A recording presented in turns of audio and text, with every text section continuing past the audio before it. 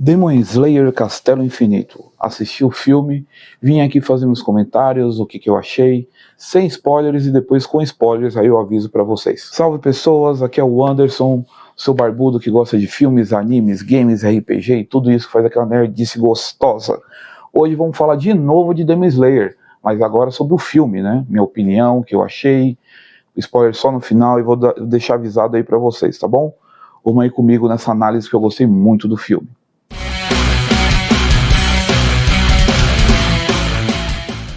Primeiro, falar para vocês aí de coisas de dados sobre o filme, né? Isso é uma estimativa aí que o orçamento de Demon Slayer girou em torno de entre 20 a 30 milhões. Né? O Trem Infinito, que foi o outro filme deles, custou 15. Eles custou entre 20 e 30 milhões e já está arrecadando dólares, tá? Tudo que os valores falar aqui é em dólares. Já está arrecadando 400 milhões mundial, 200 só no Japão. Então realmente está sendo aí um grande fenômeno desse filme. Outra coisa também sobre ele é que ele está sendo cotado aí, já tem rumores tal, que ele pode concorrer como animação como melhor animação no Oscar. Pode ser interessante, né, ver Demon Slayer no Oscar, ainda mais que quando se fala de anime em Oscar, geralmente a gente vai pro Estúdio Ghibli, que não tem tanto essa pegada aí dos animes de ação, que estouram tanto aí, que a gente gosta tanto. Então essa é uma informação interessante. Vamos à polêmica também sobre a classificação etária, né? A classificação etária, eu fui procurar, li algumas coisas, vi alguns vídeos na internet, vi vídeo onde o pessoal está lendo o documento de onde classifica por que ficou 18 anos. E, para mim, como eu já tinha comentado com amigos meus e agora comentar com vocês também, a classificação etária junta aquele preconceito brasileiro com o anime, com uma questão também muito do pessoal extremista religioso. Por quê? O anime, a classificação de 18 anos quer dizer que você vai ter apologia à violência, o que apologia quer dizer que discurso de que a violência é boa, e o anime não faz isso. Quando eu for falar a parte com spoiler, vocês vão ver que na verdade faz o contrário. Né? Quem assiste o anime também sabe que o Tanjiro, por exemplo, ele tenta conversar, ele não está feliz com a situação da violência, que a violência se torna o último recurso.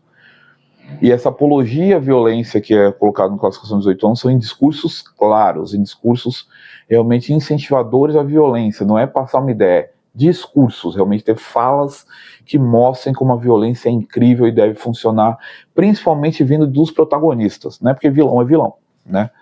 Outra coisa que tem, por exemplo, aí eu vou dar uma comparação básica, tem uma série chamada Pacificador, na HBO, muito boa, no universo da DC, ela é 16 anos. No segundo episódio, ou no terceiro, não lembro agora, segundo ou terceiro episódio de Pacificador da segunda temporada, eles estão serrando um corpo.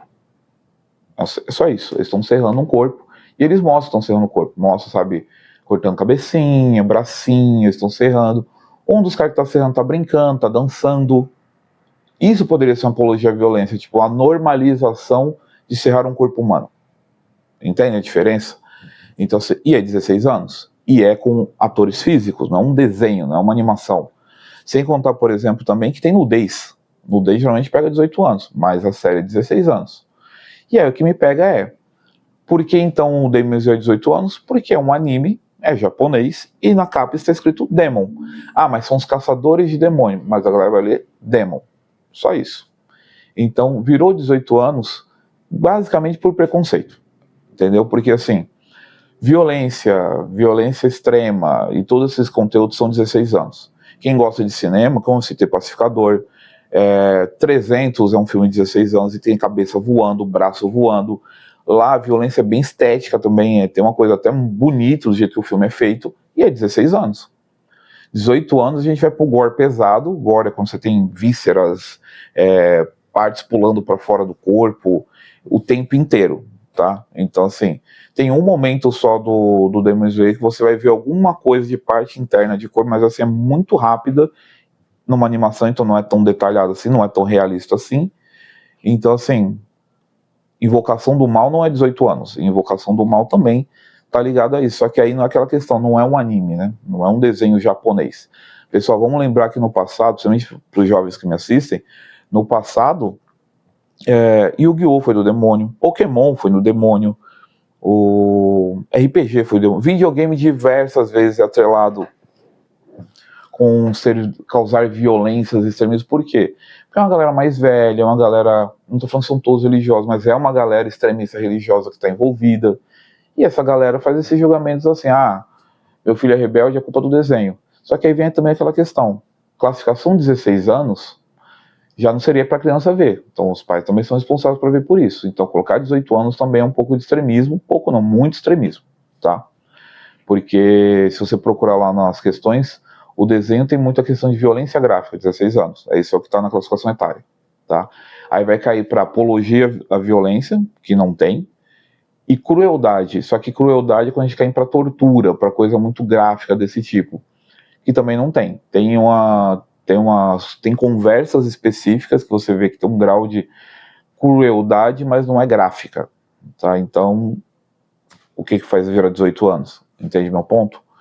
Então, né, e eu sou mais velho, eu vi isso acontecendo com outras obras, tá? Até Pokémon já foi do demônio. E falando em Pokémon, um dado que esqueci de apontar, nos Estados Unidos, o anime com maior bilheteria há 26 anos era Pokémon, o retorno do Mewtwo. Mewtwo ataca novamente, uma parada assim, Mewtwo 2. E agora Demon Slayer desbancou, sendo o anime com maior abertura, né, maior arrecadação nos cinemas norte-americanos. Por que isso é importante? Porque Hollywood acaba olhando muito para isso e depois investindo também até em estúdios japoneses para poder morder um pouquinho aí, né, desse dinheiro, né? Porque a gente tá falando aí, né, 400 milhões de um anime que ainda vai ficar um tempo no cinema e não estreou em todos os países ainda.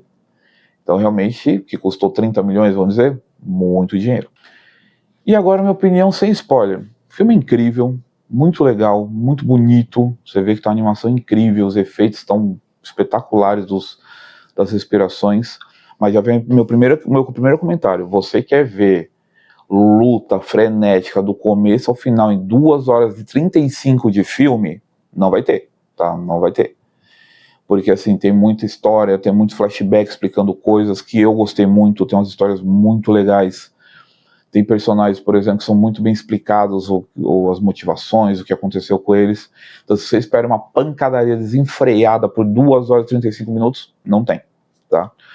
Vou fazer aqui um comentário óbvio, mas é bom fazer. Se você não viu Demon Slayer, você vai ficar totalmente perdido, tá? Porque Castelo Infinito realmente termina a última temporada, termina a 7ª, começa Castelo Infinito. Porque Castelo Infinito adapta os mangás. Então, em vez de fazer temporadas novas, eles fizeram filmes, né? Esse primeiro filme agora, o segundo, pelo que eu estava lendo, se especula-se que sai em 2027, e o terceiro em 2029, porque esse tipo de produção demora muito para fazer. Então, né, você quer pancadaria frenética, 2 horas e meia? Não vai ter. Mas tem uma história muito boa, tem desenvolvimento de personagens muito legais, tá? Então, assim, eu realmente acho, se você gosta do anime, você vai gostar. Se você só quer luta, você pode acabar reclamando, como tem gente reclamando de que tem flashback demais. Mas quem vê anime sabe que é isso, né? Flashback faz parte do jeito de contar a história, porque você tem que fazer esse recurso narrativo, né? Entender os personagens, entender suas motivações, entender porque não é uma apologia à violência, tá? Isso é meu comentário sem spoiler, tá? Bem por cima, só para vocês entenderem que eu gostei, tá? Então agora eu vou dar meu comentário com spoiler. Vou até marcar aqui, ó, spoiler. Vai ficar aqui, ó, spoiler. Daqui em diante é com spoiler. Vamos com spoiler. Então, primeira coisa, tem 3 batalhas nesse anime, tá? Vai ter o Doma, o Lua Superior 2, com a... Peraí que eu tenho cola. Com a Shinobu, a Hashira dos insetos, que eu falo a Hashira da borboleta, né? Que é dos insetos, mas a borboleta é mais bonitinha. Que é a Hashira da borboleta.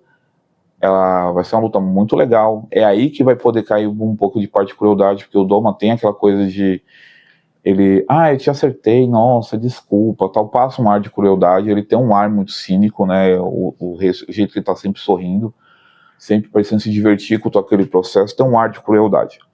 É uma luta muito legal, infelizmente, né, a gente sabe que nem todos os Hashiras vão sobreviver aos rolês, então, como eu falei que é a parte com spoiler, Shinobu não vai dar conta dessa luta, e a irmã dela, que eu não vou recordar o nome, vai aparecer no finalzinho. Acabei não pegando porque ela não luta, ela aparece no finalzinho para deixar pro próximo filme, né? Aparece ela já, parecendo que já apanhou um pouquinho, mas ela tá lá de pé para lutar no próximo filme. Lembrando também que ela é uma caçadora muito talentosa, a irmã da Shinobu. Então, né, vamos ver o que vão fazer, lembrando que o Doma é o Lua Superior 2, né? Então, a luta é muito legal, tem uma estética muito bacana, se explica ali a origem do Doma, uma coisa do Doma ser venerado, ele nunca entender porque os adultos ficavam venerando uma criança. Então, assim, mas a origem dele não me pegou tanto, achei interessantezinha e tal. E já fala de origem mesmo quando chegar numa casa, que aí a casa rouba o anime, pra mim, assim. A casa brilha nesse momento. Então vai ter essa luta. A segunda luta que vai ter é do Zenitsu contra um cara chamado Kaigazu, que se tornou o Lua Superior 6, se não me engano. Pra mim, tá? Que é a luta mais sem graça, por quê? Porque meio que, tem um Lua nova aí e você vai lá bater nele. Meio que colocaram pro Zenitsu brilhar nesse momento. Mas aí nesse momento que vem a explicação do porquê o Zenitsu termina a temporada tão pistola, tão triste, depois de ver uma carta. O Kaigazu treinava com ele, né? Treinava junto lá com o mestre deles, que o Zenitsu chama de avô. Não sei se é avô mesmo ou se é considerado avô. Não lembro dessa parte, desculpe. E os dois treinavam juntos. O Kaigazu, ele era muito orgulhoso, ele não queria dividir nada, e o avô achava que eles dois, Kaigazu e Zenitsu, poderiam, né, dar continuidade no estilo do trovão, porque o Zenitsu domina com perfeição a primeira respiração, e o Kaigazu domina as outras, menos a primeira. Então ele achou que os dois poderiam ser ali, né, os dois juntos, fazer um estilo muito incrível, só que o Kaigazu não gosta disso, e acaba se tornando um Oni. E quando o avô descobre isso, ele fica muito desgostoso, muito triste e comete seppuku, né? Quando você vai cortar a barriga, é um ritual samurai. Só que no seppuku você tem geralmente alguém com você para cortar a sua cabeça para você não ficar sofrendo. E o Zenitsu até fala, né, que ele fez sozinho, então ele morreu de forma muito dolorida, muito sofrida. E isso acaba com o Zenitsu, deixa ele muito triste. Por isso, quando ele vai lutar, não tem mais aquela parada, ele tá dormindo, não, ele tá acordado. O Zenitsu tá sangue nos olhos, o Zenitsu tá virado no Jiraiya, né? E aí essa luta é uma luta para mostrar o Zenitsu. Então, assim, não achei grande coisa, porque tudo bem, é um Lua superior, tá, mas é um Lua superior que foi colocado ali para morrer. Tá? É isso, é para o Zenitsu brilhar, tanto que é uma luta bem rapidinha, só para dar esse arco aí pro Zenitsu, tá? Então, realmente não achei tipo, meu Deus, que luta incrível, mas deu aí esse arco pro Zenitsu. Aí nós viemos para a luta do Akaza Tanjiro e Tomioka. Aí é o evento do filme, né? Uma luta longa, muitos flashbacks, tem pessoal que não gostou, eu gostei demais. A história do Akaza, não leio o mangá, tá? Tô falando aqui realmente como alguém que tá só conhecendo tudo pelos animes. A história do Akaza, nossa, sensacional, não boa de nossa, que legal, mas muito bem feita, muito bem narrada, muito bem escrita. Minha esposa chorou, mas minha esposa chora com tudo, né? Ela é muito sensível para essas histórias, mas é bonitinho ver ela chorando. E a história não vou, né, explicar muito, mas a história da casa, basicamente, quando vão lembrar, a casa, ele já é União há um certo tempo, né? Ele é o Lua 3, ele já é União há um certo tempo, acho que mais de 100 anos.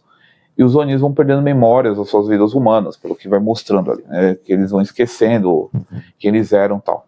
Então ele tem uma coisa de que eu odeio gente fraca, eu odeio fraqueza, o fraco não merece e tal. E aí vai mostrar que na história dele, ele era um moleque que roubava para tentar cuidar de um pai muito doente, muito doente, então ele tentava roubar para ajudar esse pai, ele era um moleque muito agressivo. O pai com muito desgosto de estar dando trabalho pro filho, e porque o filho acaba se botando em situações perigosas por causa do pai doente, que se sente inútil, o pai se mata. E deixa só que, né, deixa na lápide, né, comece sua vida e seja alguém melhor, sabe? Não se preocupe mais comigo, mas seja alguém melhor. Não foi ele que deixou na lápide, provavelmente ele deixou escrito e alguém escreveu para ele. E aí o moleque se revolta demais, começa a brigar com todo mundo, até uma hora que chamam um lutador para controlar esse moleque, né, dar uma acalmada a ele. E esse lutador muito simpático, ele luta contra o moleque, dá um pau nele, porque o moleque ainda é adolescente, e fala, olha, mas você tem jeito. Quer ser meu discípulo? Que minha academia só não tem ninguém e tal. Explica que a academia desse cara, ele salva um senhor, né? E ele ganha um dojo. Dojo é uma academia para treinar artes marciais. Ele ganha um dojo desse senhor, só que os dojos em volta não gostam. Principalmente os dojos são samurai, ele é um artista marcial, né? Apenas punhos. E os dojos em volta são de espada. Não gostam, então acabam, tipo, esse cara não consegue ter aluno. Então ele tem um dojo vazio, ele tem uma filha doente, e ele leva o Akaza pra lá, e fala, ó, você vai ficar aqui, eu vou te ensinar e você vai cuidar da minha filha. Uma casa fala, nossa, mas você vai deixar um bandido cuidar? Você fala, não, tá tranquilo, tal. Então ele passa uma grande tranquilidade pra casa, vai mostrando que a casa vai melhorando como pessoa, treinando, cuidando da menina. Como é de se esperar, os dois jovens vão crescendo juntos, eles se apaixonam, tá tudo lindo, a casa tá mais tranquilo, treina o estilo, domina o estilo. Tá seguindo a vida dele tranquilamente, já com 18 anos, pra casar com a filha desse instrutor. Ele vai dar uma saída para resolver coisas dele, né? Durante o dia fora, quando ele volta, ele descobre que envenenaram a água do poço e que seu mestre, o seu sensei e sua futura esposa morreram. E ele se sente culpado porque ele não estava lá para defender eles, levando em conta que é veneno, né? Então não ia defender de qualquer maneira. Tá passando no helicóptero, espero que não atrapalhe muito o áudio. Mas ele se sente culpado por isso, vai no dojo vizinho, que já tinha mostrado que tinha essa rivalidade, invade o dojo vizinho e mata 67 pessoas. Tomado por fúria, todo mundo na porrada, né? Mata todo mundo tal. E ele tá destruído, caminhando. Muzan encontra ele nessa jornada, dá uma mãozada na cabeça dele pra ele morrer. E agora, tipo, dá a opção pra ele, né? Ele morre ou ele pega essa raiva dele, vira Oni, essa parada toda.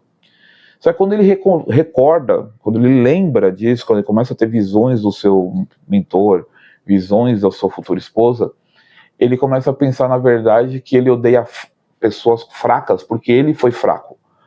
Porque ele foi fraco e se entregou à raiva. Ele sujou o nome do estilo da arte marcial do professor dele. O professor dele nunca ia querer isso. Ele foi fraco e reagiu com violência. Ele foi fraco e se deixou tomar pela fúria.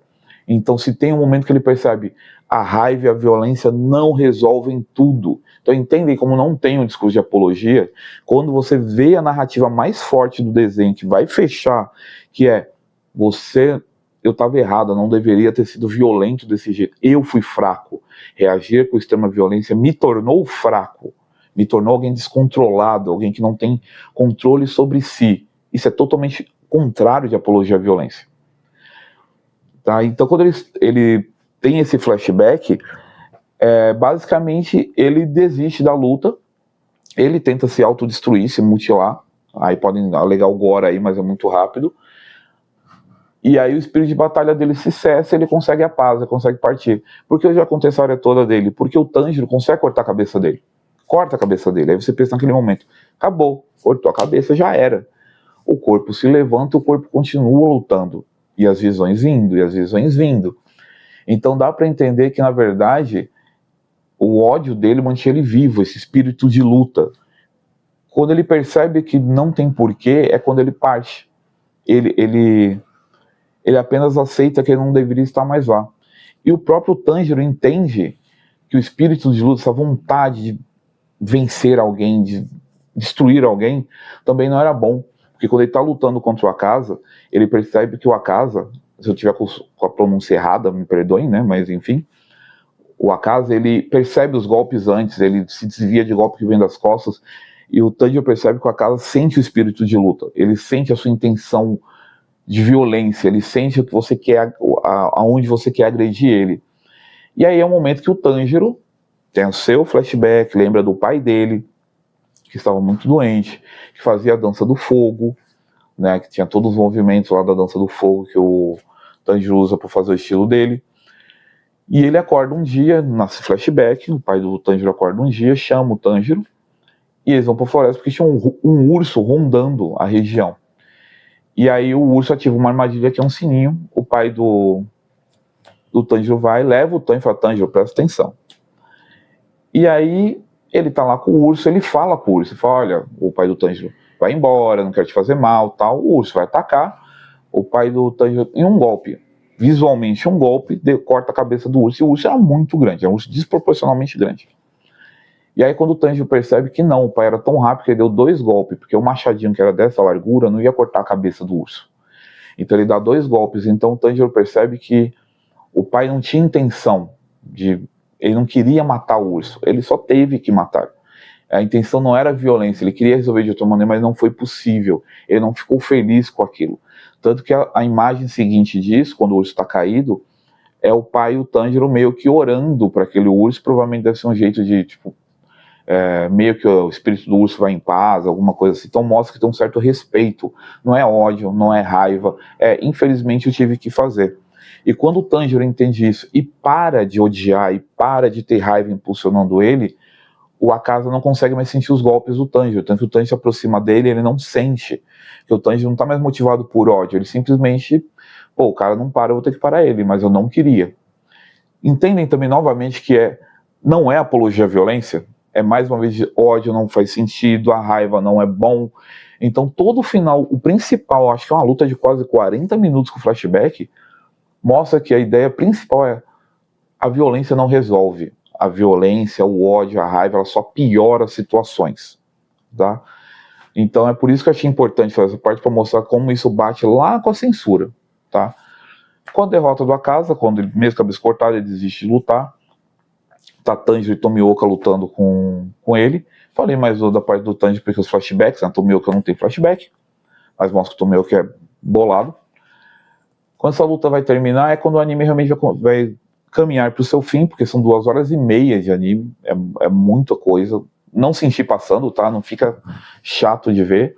Não citei outros racheiros, porque os outros racheiros aqui estão correndo e fazendo pequenas coisinhas e dando suporte, dando apoio para os caçadores de nível mais baixo, porque provavelmente eles vão brilhar mais nos outros, no 2 e no 3, né? Então por isso que eu nem citei muitos deles, porque eles não têm uma grande relevância nesse momento, tá? Foi separada em arcos mesmo, como se fossem temporadas do anime. Então é isso, pessoal, eu gostei muito, muito, muito, achei incrível. Fazia tempo que eu não me empolgava tanto com o anime. Eu assisti Pokémon, o primeiro, no cinema, então assim, achei sensacional, gostei demais, muito mesmo.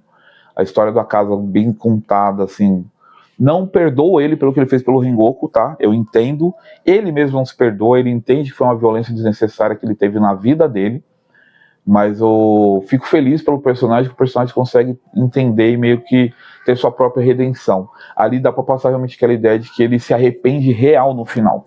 Ele realmente teve um arrependimento, sabe? Não foi, eu vou morrer, não. Ele teve um arrependimento e quis partir. E aí ele se desfaz porque ele vê que não, nada disso mais faz sentido, eu tô desonrando o meu sensei, eu tô desonrando a minha noiva, então chega pra mim. Então realmente achei bem legal, tá bom? Então pessoal, foi isso, acho muito obrigado aqui por ter me acompanhado, deixa o like, compartilha, comenta, elogia, deixa a receita de pudim, eu já pedi, então eu vou pedir aqui de pão de mel, tá? Muito obrigado aí e até o próximo vídeo.